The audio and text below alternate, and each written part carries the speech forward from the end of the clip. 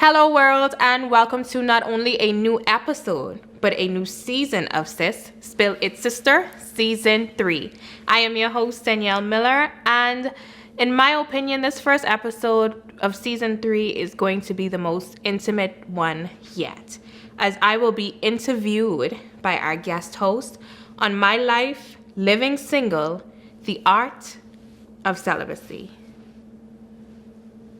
Now repeat. I really wanna get with your style and your techniques and put it on repeat. I'm thinking maybe I could give you something you can repeat and put it on repeat. It's kinda getting heated, had to put it on pause. I ain't wanna be that broad you in the car, but I really wanna get with your style and your technique and put it on repeat.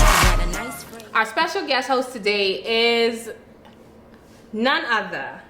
I get so excited when I talk about her because she's like a whole ray of sunshine. Y'all don't understand.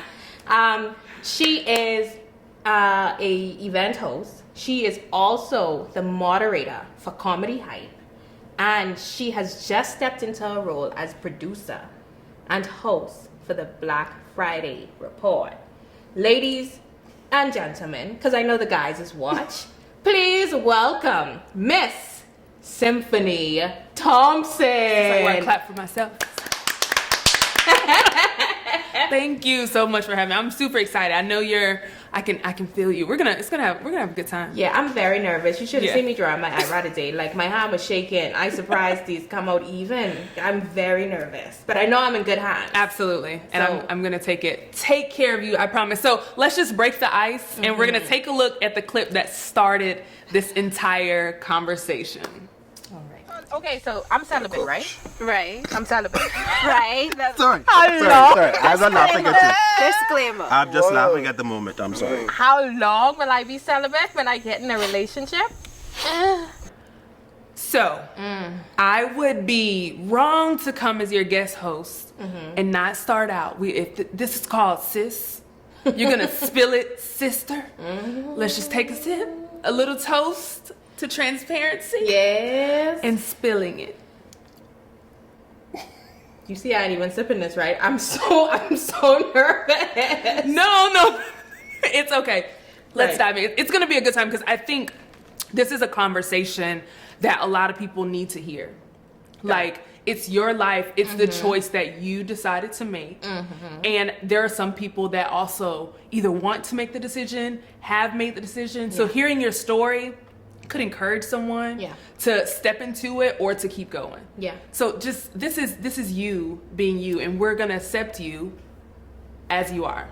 Right. And we're gonna love it. So let's talk about it. Right. That clip, in that moment, is that the normal reaction that you get? Like, what were you feeling once you released to the entire world that, hey, I'm celibate? I knew I opened up a can of worms. I know that for sure. Because people initially look at me, and I've heard the term vixen because it is bald, blonde hair, and this body. I've gotten it together. Body. So people automatically think that I'm some sort of vixen. The persons in the clip are like my family, right, and then my close friend. And they laughed because for them it was more comedic. Right. But for persons who don't know me, it's a shock. It's like, what? Yeah. How long? How do you manage? Somebody asked me, what other superpowers do I have? So for persons that don't know me, it's a huge shock to them. Right. That this woman who we are looking at, who comes across as very sexy, is celibate. Right. Yeah. Yeah, and it's tough too, right? Because I would assume that you're not a virgin.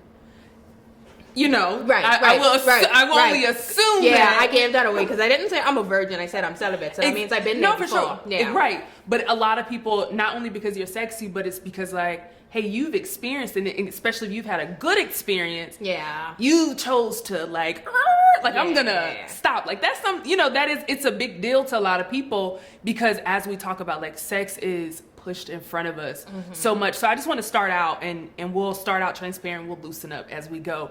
What was that moment for you when you were like, you know what? Hey, I'm gonna make the decision to step into celibate. I mean, it's spill it, sister. So Okay, so what prompted this decision was self-discovery.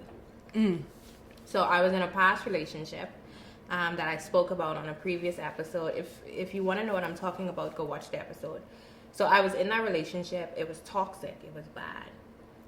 But sex was the comfort. In that relationship, we would have serious arguments. We would not talk for like 2-3 days. So like makeup sex, y'all would have a lot of makeup sex. We would have a lot of makeup sex. We used to have sex like 3 to 4 times a week.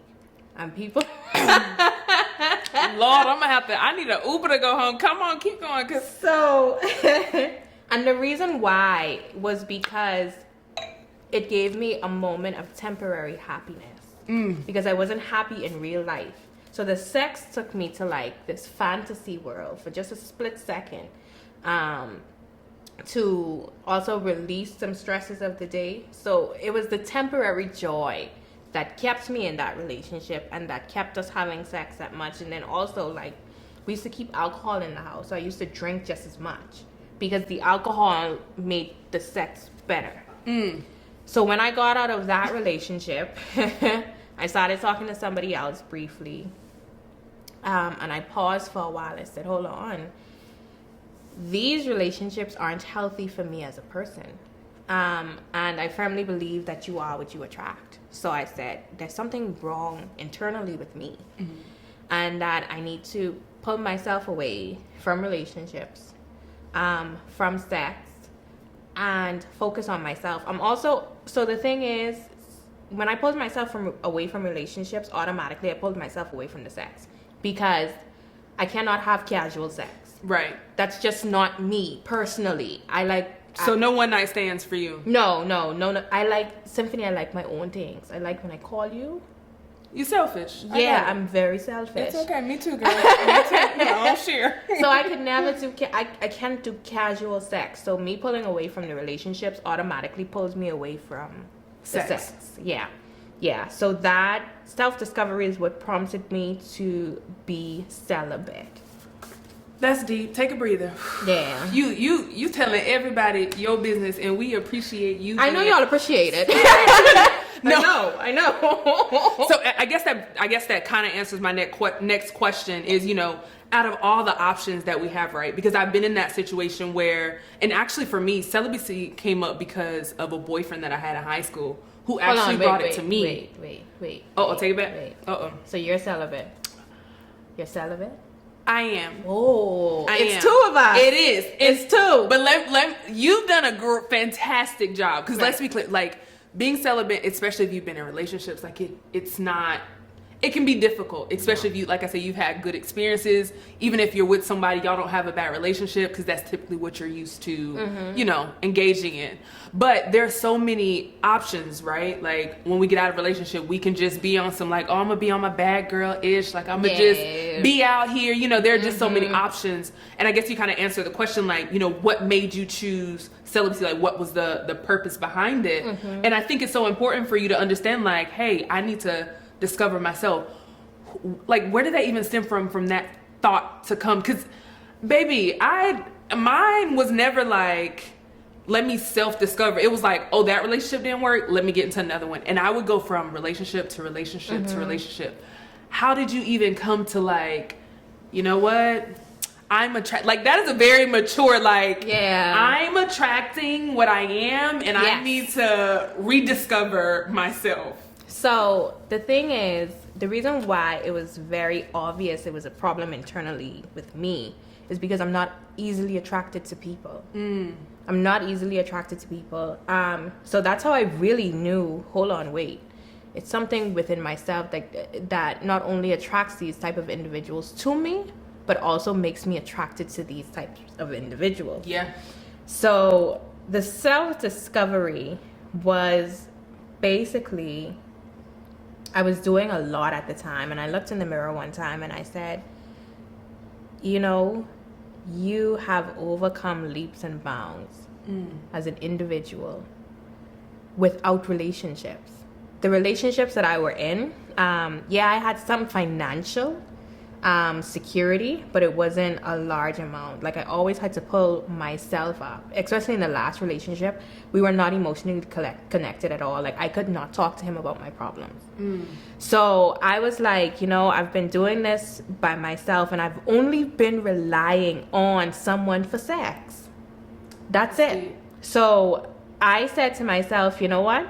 The next relationship that I get into needs to be able to fulfill, not necessarily to fulfill me, because what I realized was after the sex, it was like, okay, what next? Cutthroat like that, Denielle? Yeah, it was just because it wasn't like, yeah, it was really a disconnect because I got like this tingling sensation and whatever, you know, the orgasm happened, and then after that, it was like, after I was done, I was like, okay. That's a very masculine thing to feel, and it's okay. Oh yeah.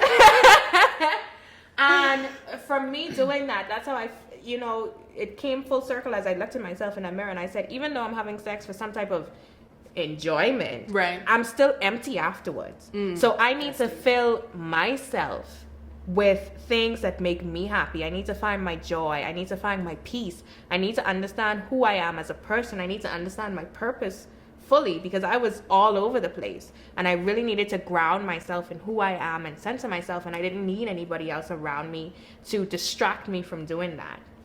I didn't need the temporary fulfillment or joy of sex, because it was clouding my judgment, my vision as a person. So that's what took it away from me. And self-discovery is not an overnight thing. I've been celibate now for 3 years. It's been hard. Yes, say that it's out not loud. an easy road. So it's not easy at all. And don't mind like me here talking. This took a while for me to get to this place. Just in 2020. So you know, y'all know I like to tell stories. Yeah, come on now. So just in 2020, Symphony. Boy, this guy, right? I was attracted to him. And he spoke so nice. Yeah. And he was, them the ones. Girl, he did look so good. Them the ones. He did look so good. And I was like, I want to sleep with him. Oh, I'm gonna pause you right there. Oh, we gonna get into this. We're gonna go to a really quick break. But when we come back, I need all the details. You're gonna have to spill it, sister. Yeah. You're gonna have to spill it. We'll be right back.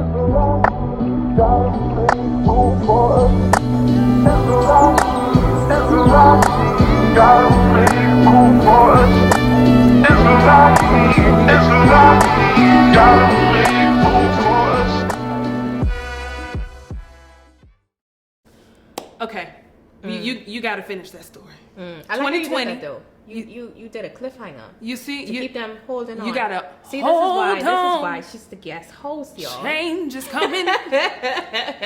But no, so you meet a guy.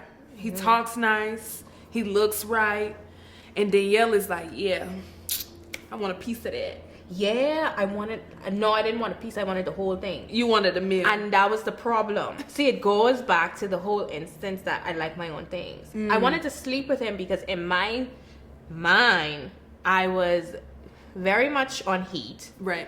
And I also was like, I want him to be my boyfriend. But in all actuality, when people show you who they are, believe them. And he was not interested in no relationship. But I thought this cookie... could change his mind. Yeah, draw him in.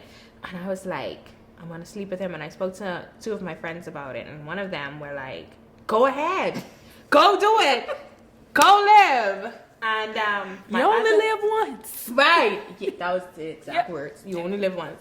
And my other friend was like, you could go ahead and do it, but when you wake up the next morning, think about how you would feel. And I went to bed with that on my mind. And when I woke up the next day, I was like, you know what, let me just let it go. Y'all still friends, right? 'Cause Yeah. It's good to have balance, though. It is. You know, it's very good. So I'm gonna ask something real in there. So when you get in those moments where you're hot and heavy, Denielle, and there are multiple opportunities surrounding you and all the places that you go, how do you release, you know, that? Do you just like, you know what, I'm not gonna do it, or, you know, do you have other things and toys? So 2020 was when I got my first sex toy. I got my first sex toy. Vibrator or dildo? Or I guess they can be both, but It was like both. okay. One end was wide, You got you? and then the other end was like That little hook thing. that little tongue looking thing. Got you. Okay. Yeah. with Oh, suction cup and everything. you went for it. Yeah. So 2020 was the first time, and then I went on a trip and I forgot it. And That's tough. no child. I got on Amazon and I ordered another one. Denielle, so it was like you, okay, so but when you went on the trip, it was like, yo, I'm missing it. Like like it's not. Yeah. There's no shame because Yeah. so I actually got introduced to toys from a boyfriend. He actually introduced me and bought my first vibrator. Whoa. Changed my life. But I think changed my life in the sense of like, sometimes I'm like, you know, I could do without a man. Like this hits the spot every time. Men, it's like, kind of like in that last episode, it's Right. like, do men know how to truly please a woman? You know what I'm saying? Like that's a real conversation, but I know that this toy of mine is gonna do the job every time. That's because you know how to work the toy. Something wrong with me. I don't know how to work the toy. Okay, so I'm not gonna give too much detail, right? But the thing is, with the toys, I'm still not satisfied because it's not a human. Like so I the can't emotional. feel like exactly. So you don't. I'm gonna be very just. You don't orgasm with toys. Hold on, friend, bring it back. I never say that. Okay. So it's just not the complete. Got you. Well, that makes sense because I'm the same way. There's not the emotional, but like body wise, it's like, who got that off? I'm on to the next thing. Yeah, and even when I get it off, it's like, again, it's the same feeling. Okay, what happens next? Right. And that is why I also made the decision about 2 or 3 months ago. I stopped using them. I stopped using them. I made a conscious effort to say I'm gonna deprive myself from everything sexual. Yeah. Because I want to get deeper into me as a person, me as a brand, my mind, clearing up my mind from some things, me also like trying to understand and prepare my spirit and all of that if I do get into a relationship. Right. As well. So I took away the toys. You gonna go home looking at them things like, now I talked about y'all tonight. How we doing? So I took those away. And it's just like me. I use those times when I get on heat. Yeah. I use that time to read, to pray. That's a tough one. To pray, and just to think over a lot of things in life. Because also for me, I felt like that time I was using to play with the toy, and then be happy for like 2 minutes, and then it's like I could literally be planning something else or thinking of something else. So that's why I decided to put the toys away. So I know you said you're preparing yourself, and which I think is a great thing. My toy happened to die, and I couldn't find the charger, so I'm in the same boat where it's We could talk about it. We could talk about it. Yeah, we could talk. I just said, you know what? Maybe that's a sign I did it because it was like every day. Yeah. Though it was too much. Every day. We don't have to talk about this. Is about you, Okay, not me. yeah, okay. So you get to be transparent. Yeah. I just get to open up a little bit and then close right back up. Okay. Yeah. But so you said you're preparing, for your future relationships. Have you been in any relationships since you've been celibate? Whoa. No, that's I haven't. awesome. That's no temptation though. That limits your temptation. That one temptation, yeah. But Right. other than that, no, because it takes my interest is not peaked easily, especially since now I've been celibate. Right. It's like the things that used to entice me before, they don't entice me anymore. Even the guy that I wanted to sleep with, like I look at him now, I'm like, what was I thinking? Yeah, I got a lot of those. Because now it's more so for me a mental attraction, a spiritual attraction. Would you be able to support me, not financially but emotionally? Come on. So what I'm attracted to now has even changed. Got you. With me being celibate. So I haven't had any relationship since making that decision. And just recently have I started to even think about wanting to be in a relationship. But before it wasn't on my mind. Got you. So how are you preparing yourself for that? Because let's be real. Not every man is going to be like, hey, I'll choose the celibate one. You don't want to have sex? Hey, neither do I. Like, you know what I'm saying? So how are you going to prepare yourself for those conversations? You know, someone that may be like, hey, he has all those qualities. Emotion. Well, I guess, do you plan to continue that, you know, that journey in a relationship when it happens? I'm going to claim it because it's going to happen. It's just about, you know. I don't plan to wait till marriage. It's not on the top of my list. Okay. So my goal is not to wait until marriage. What the reality is, like you said, most men, not all of them. Right. The whole celibacy thing, I mean, it's a big deal. It could be an icebreaker. It could be a deal breaker. So I have to face the reality of things, and what I go through in my mind is, when I tell him that I'm celibate, what is his reaction going to be? How do I prepare for the scenario where I really like him and he says, you know, I can't deal with that. Right. Me breaking things down into phases, like, look, we can date. You're free to, you know, if you want to, you can still talk to other women and do all of that. We're going to see how it goes. And then if you want to be exclusive with me, celibacy is something that you're going to have to deal with.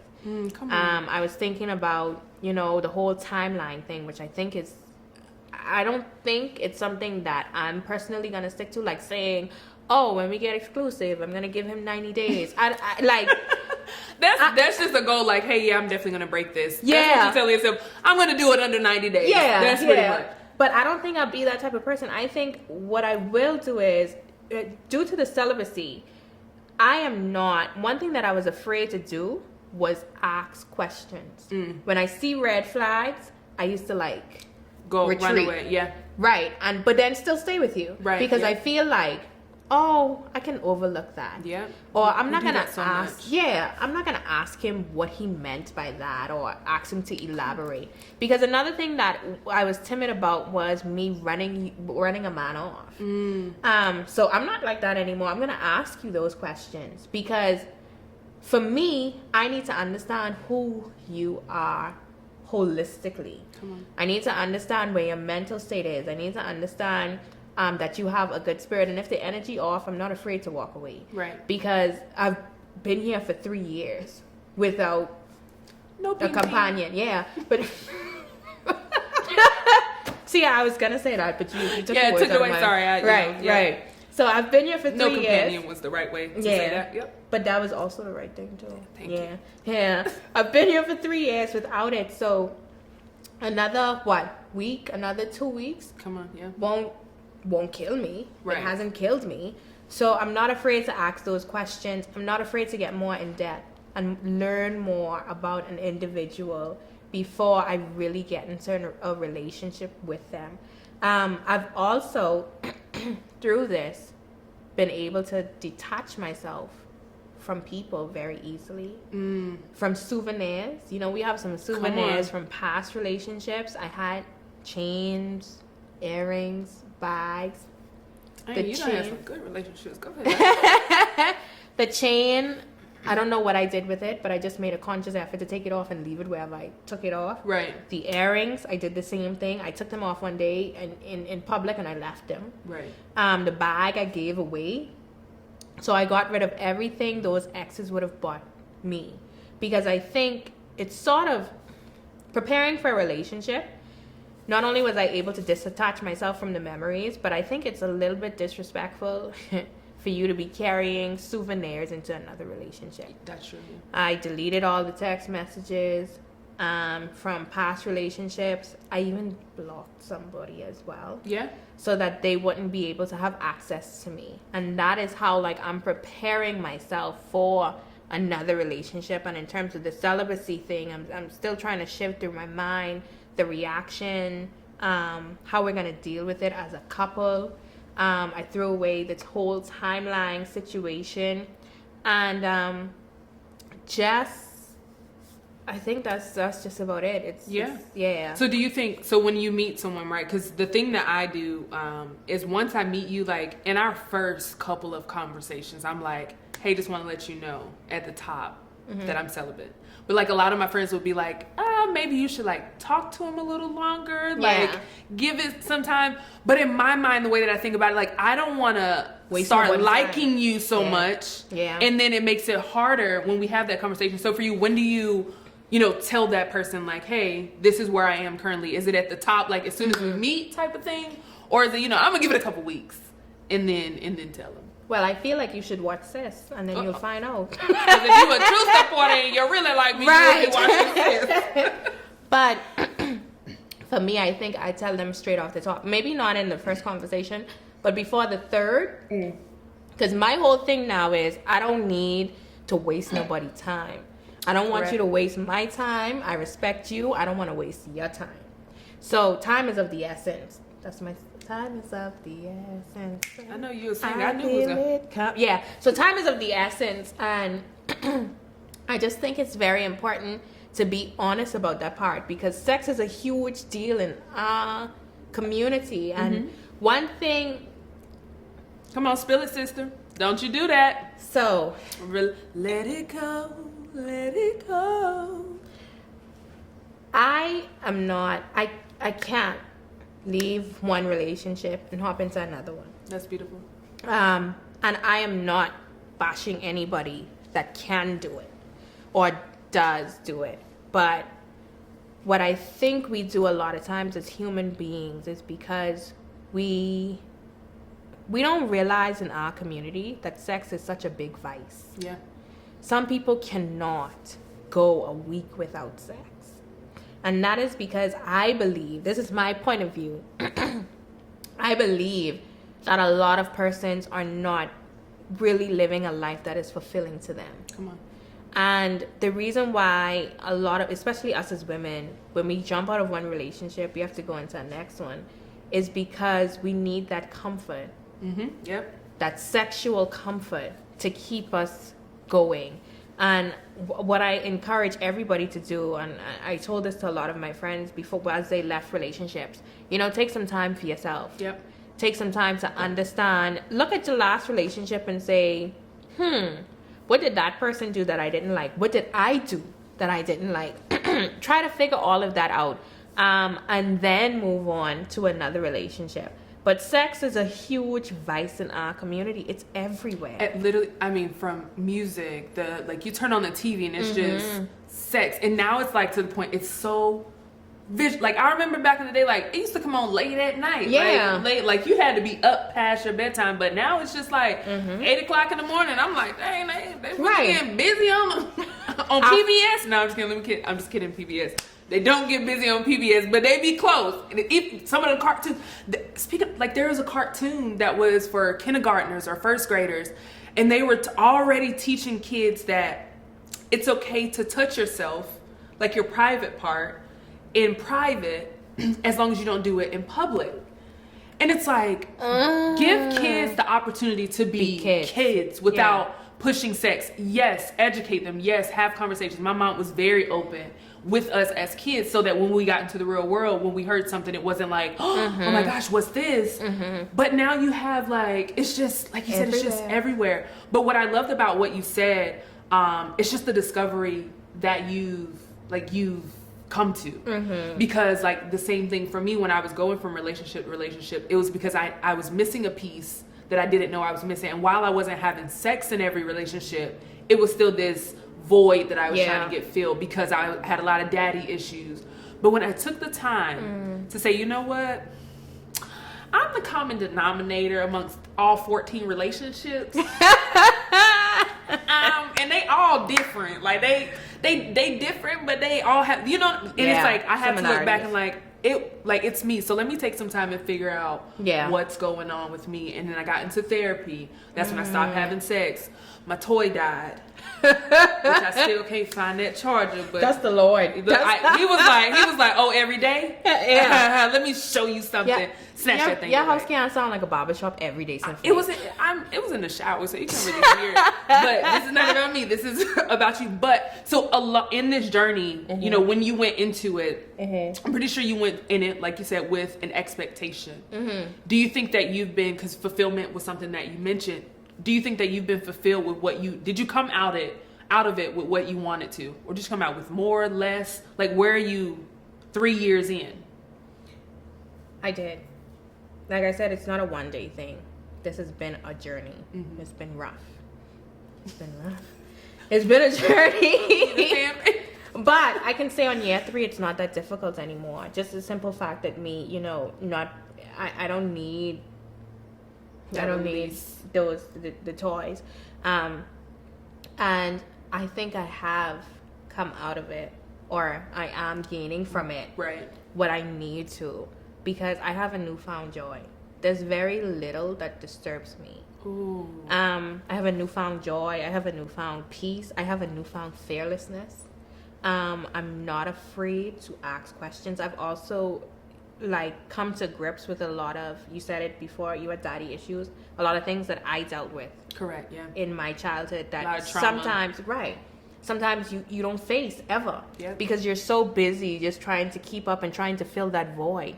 But with me understanding that there was a void and healing myself, I gained so much clarity on life.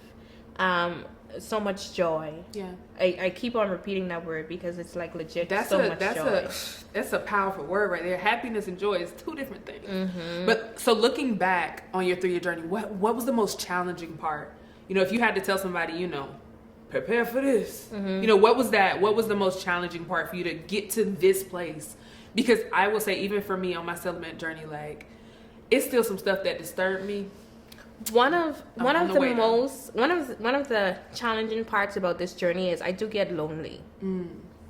Don't ever feel like, oh, she's so strong. No, honey, I just get lonely. Even the other day I was looking at a Valentine's Day ad and I started to feel it, because I'm like, oh, this is another Valentine's Day. I don't have a Valentine.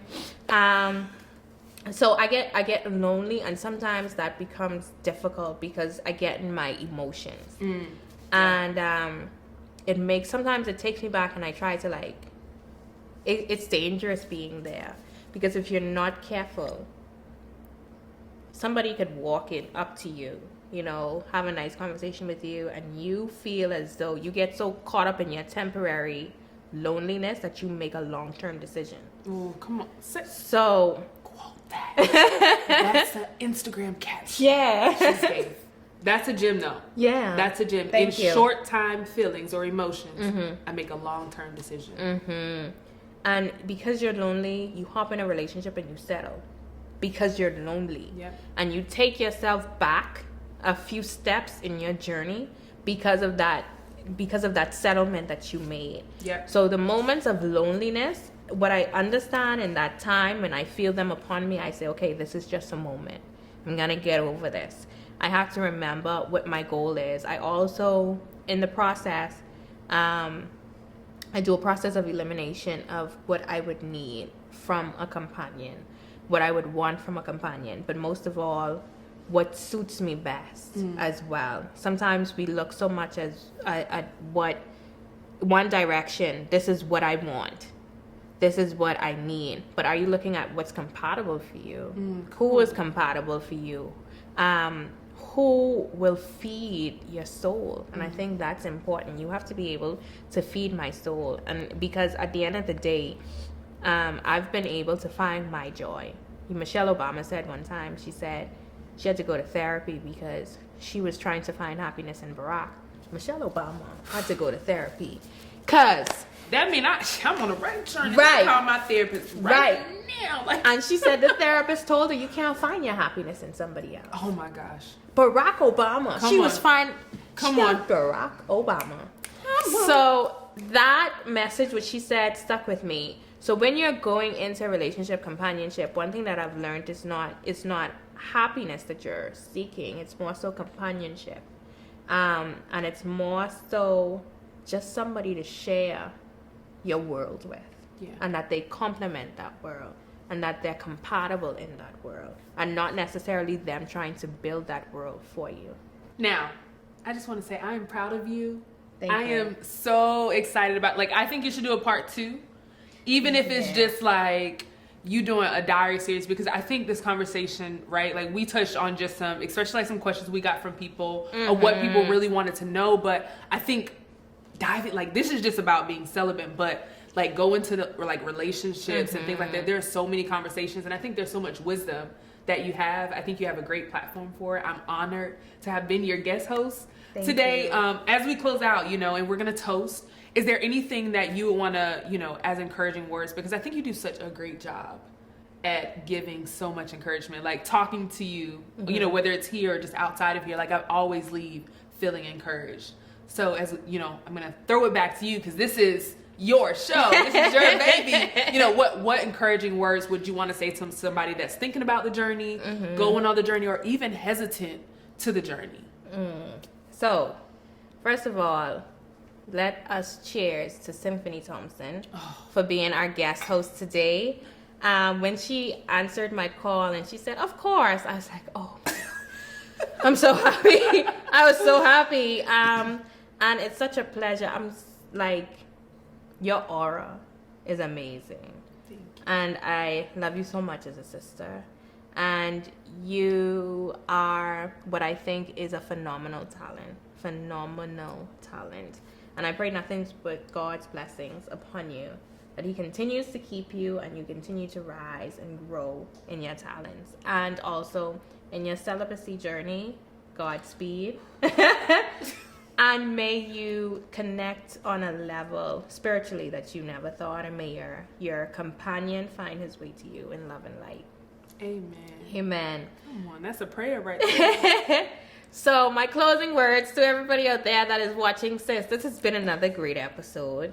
This has been one where I had to bear. Y'all see I showing little skin tonight, right? Because I want y'all to understand, like, I bear in my soul. And it's also something that I don't speak about at all, basically. I don't. So having this conversation, I just felt like it was important. Because if I felt the tug on my spirit. I don't normally, any conversation you see me bring here, especially these types of conversations, I feel a tug on my spirit to talk about it.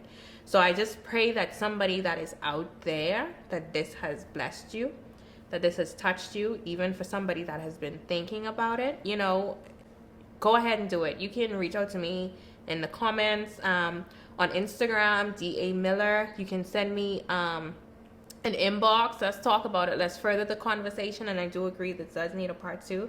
We're gonna catch up and find out how you're doing. Yeah. On the journey. And if you don't, follow Symphony Thompson as well on Instagram. You can give them your handles. Yep, it's Symphony Thompson. No C's, no PHONEs. It's spelled just like Symphony, last name Thompson, on all social media platforms. Right. There we go. So I think those are my final words. Stay encouraged. I don't know why love and light. I don't know. No, where. I go with that. Okay. It's in your spirit. Yeah. Love and light. Love and light. Love and light. And also, if you haven't, make sure that you go back and you watch season 1 and season 2. We on season 3 of Sis Honey. And we going all in. Congratulations. Thank you. Thank you. Shout out to the incredible team that I have worked with over the years and that I am working with now. We will bring you much more of Sis and the conversations that you want to hear. Cheers to life. Cheers to lights. Now repeat. I really want to get with your style and your techniques and put it on repeat. I'm thinking maybe I could give you something you could replete and put it on repeat. It's kind of getting heated, had to put it on pause. I ain't want to be that broad you in the car, but I really want to get with your style and your technique and put it on repeat.